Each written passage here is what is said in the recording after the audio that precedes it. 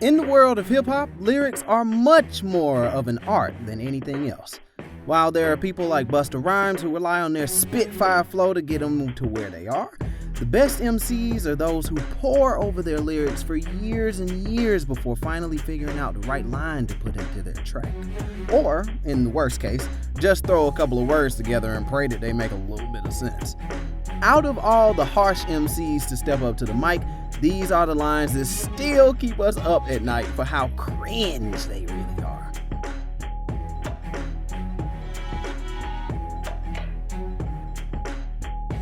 Number 7. J. Cole, Dollar and a Dream. There's usually a ton of wordplay that goes into making a track memorable. That usually means that you're, gonna make some weird comparisons and get to where you need to go. Though J. Cole does seem to get the job done on Dollar and a Dream, it just gets a little bit weird when he's hyping himself up. After referring to someone else as being at the top of their game, his use of the poop analogy is a bit more questionable. Yeah, after careful consideration, this man thought the best way to get his point across to gloat about his ability to outfart his competition? I mean, there's usually some dopey lines in tracks, but that's walking right up to the line. For those not used to rap, they would call this a bit ill-advised. But for the rest of us, this is just freaking ridiculous. Number 6, The Weeknd, Snow Child. Okay, so maybe The Weeknd isn't really known to be a rapper first and foremost anymore. Ever since he got his Michael Jackson shtick on making Starboy, he's pretty much become the pop star that we all know and love today. That doesn't mean he's necessarily safe from a bad line though. As much as After Hours featured tracks that were sticky as hell, Snow Child has that one line where everything goes wrong. Even though the beat is amazing for his vocal tone, no one was really asking about The Weeknd's prowess on being the same supernatural level as author Philip K. Dick. Yeah, if you haven't heard the track, you can pretty much put together what that one means on your own. Oh, but he's not done there, boy. Since this man is insistent on the cheesy puns today, he even calls out Eminem by claiming to have double M's like Shady. At this level of his career, though, this might just be a victory lap and him riding on a beat that he knows he can work magic over. Others may call it endearing, but actual rap fans are just shaking their head in confusion. Number 5, Eminem, Love the Way You Lie. It's time that we all say that the 2010s were not all that kind to shape. Yeah, he may have had his big comeback that year with Not Afraid, but a lot of the songs on Recovery are a lot more scattered than most of y'all probably remember. And yes, it even happened on his comeback hit too. As much as Rihanna's presence is appreciated on Love the Way You Lie, the fact that M is not at the top of his game just yet is clear the minute he finishes his second verse. The whole thing seems to start off alright, since most of it has to do with problems in his relationship. Then we get to the line of him watching her leave out the window, and guess that's why they call it window pane. Come on, Marshall! The song was already pretty much solid as it is right now. Did we really need a dad joke sprinkled into the mix? This one is only singled out because it was the first. If Revival is any indication, Marshall had showed us that he had not yet begun with all the dad puns coming down the pipeline.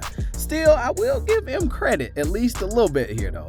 There ain't too many times where you can go from legendary to doofy that quickly. Congratulations, man. I guess. I don't know. Number 4, Drake and Lil Baby. Yes, indeed. To be honest, I almost don't want to come down too hard on a song like this. I mean, Lil Baby is still starting his legacy right now, and putting him on the track trading bars with Drake is absolutely huge for his career. Then again, did it have to be something like Yes Indeed to put him over the top? The hook itself is already a little bit stuttery, but Lil Baby's bars are far from the greatest that he ever spit on anything. The whole song feels a little half-finished in spots, but the real cringe line comes toward the second verse that Lil Baby gets. First of all, rhyming the words Pikachu and Pikachu is not going down in history. Second of all, there's barely a rhyme. It's just a play on words, if anything. Fine, whatever. Ignoring that one line, we get the final line of him making baby noises and claiming that he is a baby. bitch on them, baby. Well, yeah, we got that when you decided to give yourself the rap name Lil Baby. You may think it's just a mindless song at the end of the day, but considering the bar that Baby set himself on, the bigger picture, it just makes tracks like this look that much worse by comparison. Number 3, B.O.B Flatline. The whole aura surrounding B.O.B feels like some sort of backward evolution chart nowadays. Back in the early 2010s, he was looking like one of the bright new faces who was going to give the more alternative side of hip-hop a real shake-up. Then he had to go nuts and start making shots at literal physicists. To put it bluntly, the flatline in the title isn't that much of a joke. A good chunk of this song revolves around how he thinks the earth is flat and will not be swayed by anyone. Okay, that's fine. You can believe what you want to believe, except B.O.B isn't taking no for an answer here. Throughout most of the song, our boy is taking shots at Neil deGrasse Tyson. You know, the physicist. Yeah. And he's claiming that all of his research about the earth is complete BS and how everyone should just come to a consensus that the earth is flat.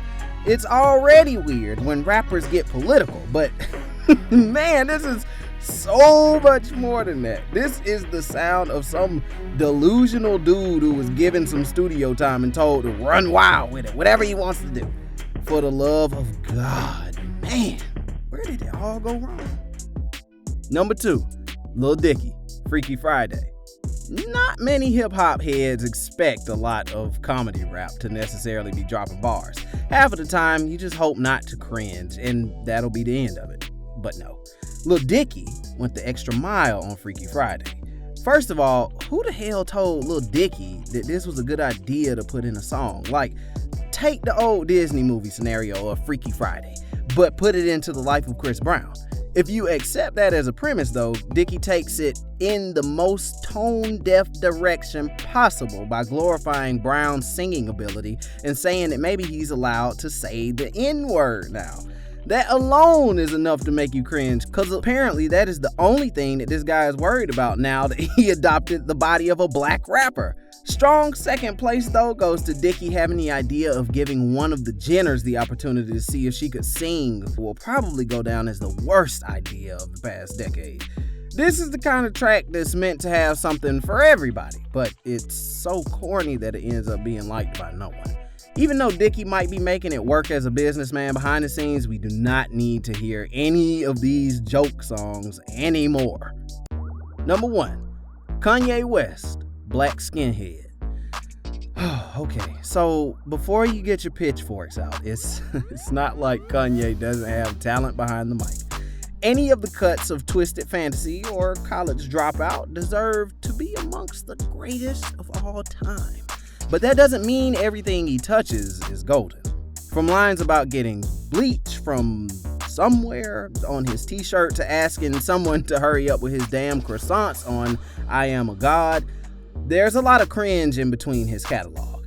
The one that hurt the most, though, had to be when he was going the hardest. Outside of the cheesiness, Black Skinhead might be the greatest song of Ye's later period, sounding like he's ready to go to war with any of his competition. Then you get the line about the Romans. It should be pretty fire on paper, right? I mean, keeping it at 300 like the Romans seems like a good comparison for living his life to the fullest, except the Romans had absolutely nothing to do with it. If you've seen the movie 300, you know that the army in the movie was from Sparta, not Rome. I know this might be more of a history buff screw up, but it's still inexcusable coming from Ye at this point. The song starts off with a punch to the face, and you decide to bring it home with that line? And you can tell that Ye is sure he's spitting fire on this track too, thinking that it is the most clever line that he possibly could have made at that point. You've made it through the wire. Now please, just make it to the end of the song. Jeez. But that's just a small helping of the cheesiness in hip-hop. What do you guys think is the worst line in hip-hop? Leave a comment down below and let everybody know. Lord knows you have a lot to pick from. Other than that, be sure to keep tuning in to RIZZLE and make sure you like and subscribe so you won't miss out on the best hip-hop coming down the pipeline. Catch you later.